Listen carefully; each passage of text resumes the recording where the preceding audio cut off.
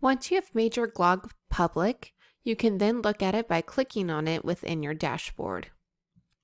So at the top, it tells you the title and who created it, and it gives you a link if you want to go back and edit the blog.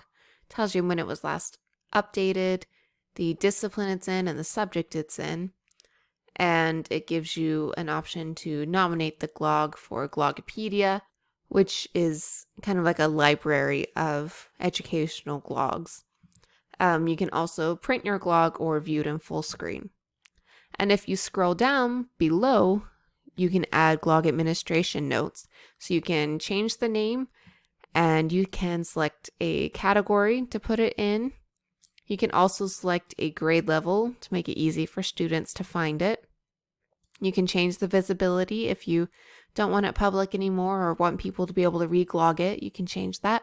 And you can add tags and then just submit your changes here. You can also add comments down at the bottom and make them public. Or if your students are wanting to add comments just for you, this is where they would add them as well and send it either as public or send it as a message to you. People can also rate your blog so that others can see what students think of it. And they can also share it on Facebook, Pinterest, Indeed, or Twitter.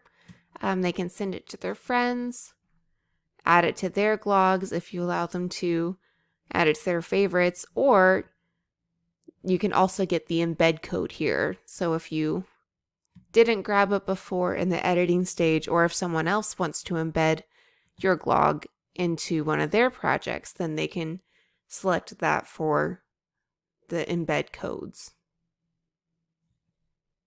So that is pretty much it. I hope that y'all enjoy making lots of blogs. Thank you.